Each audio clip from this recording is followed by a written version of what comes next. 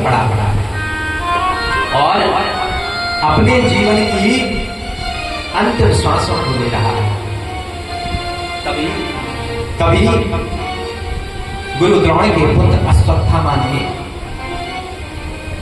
अश्वत्थामा दुर्योधन के पास आया और दुर्योधन से कहा, मित्र, यदि तुम्हारी कोई अंतिम इच्छा हो तो मुझसे कहो। तुम अकेले इस समर भूमि में पड़े हो, कोई इच्छा हो तो मुझसे कहो, मैं तुम्हारी उस अभिलाषा को निश्चित पूर्ण करूंगा। दुर्योधन ने कहा, अश्वत्थामा, हम 100 भाई हैं, 100 में से 99 मारे जा चुके हैं, 100वां मैं स्वयं हूं, मैं भी मरण अवस्था में हूं। और बोले पांडव 5 थे, 5 में से एक भी नहीं बने, और हम कौरव 100 थे, 100 में से 99 मारे जा चुके हैं।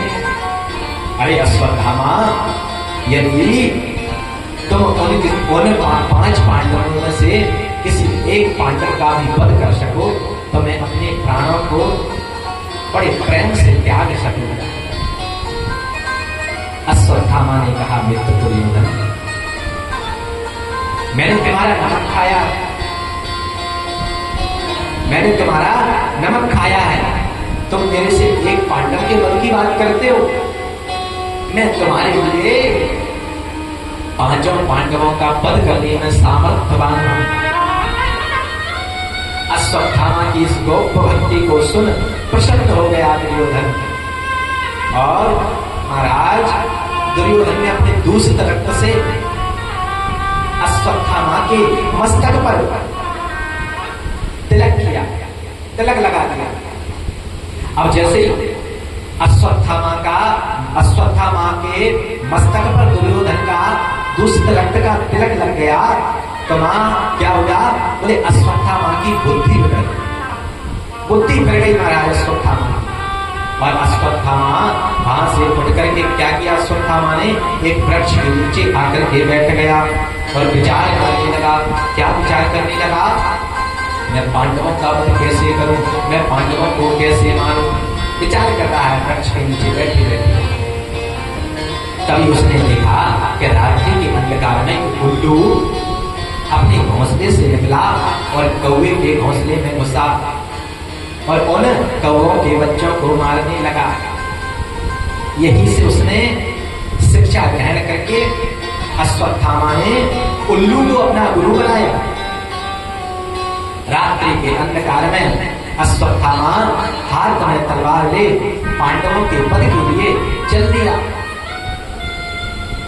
इधर भगवान श्री कृष्ण ने पांडवों को सैन्य कक्ष की ओर जाते हुए देखा, क्योंकि उस दिन पांडव युद्ध को जीते थे।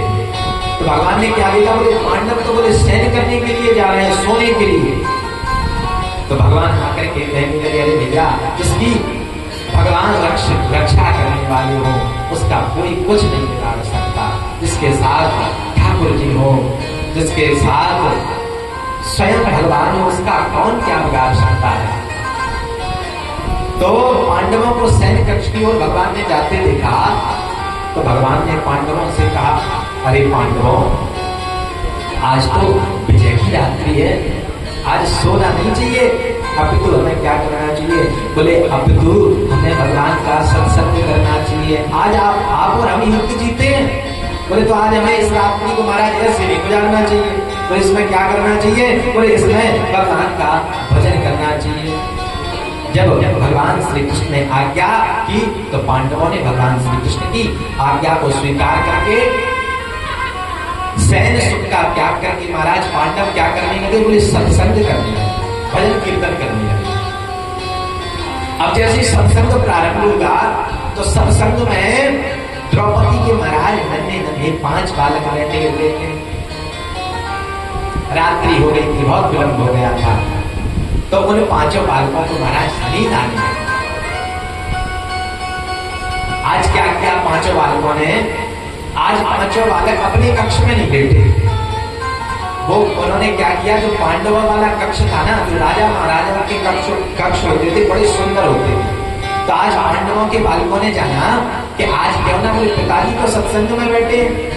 बोले हम पिताजी वाले भवन में जाकर के ले गए। तो पांडव द्रौपदी के 5 पुत्र महाराज पांडवों के कक्ष में जाकर के ले गए। रात्रि के अंधकार में पांडव समझ करके अश्वत्थामा ने द्रौपदी के 5 पुत्रों का शीश काट लिया। 5 पुत्रों के शीश को काट करके महाराज दुर्योधन के पास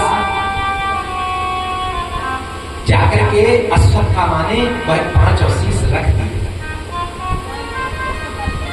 अब जैसे 5 शीशों को रखा और कहा, मित्र मैं तुम्हारे लिए, तुम मुझसे कह रहे थे ना कि तुम एक पांडव का वध करो, मैं तुम्हारे लिए 5 पांडवों का वध कर करके आया हूं।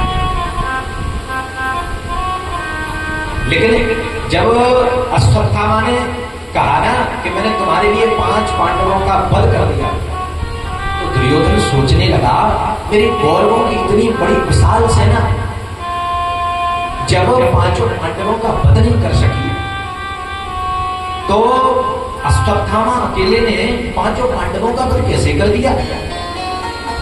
तो उसको दुर्योधन की, मतलब अश्वत्थामा की बात पे दुर्योधन को विश्वास नहीं हुआ। तो भाई कहने लगा, जब तुमने 5 पांडवों का वध किया है तो भीम का सिर मेरे हाथ में दे दो। बोले भीम का सिर मेरे हाथ में दे दो। तो क्या किया अश्वत्थामा ने, जो भीम का पुत्र था ना, उसका सिर बड़ा था, उसको उठा करके जैसे ही दुर्योधन के हाथ में रखा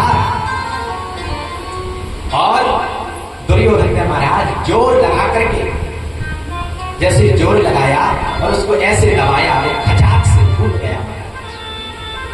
समझ गया कि है पांडवों के धोखे में इसने द्रौपदी के 5 पुत्रों को मार दिया। दुर्योधन समझ गया और दुर्योधन अश्वत्थामा से कहने लगा, अरे अश्वत्थामा, तुमने तो हमारे वंश में पानी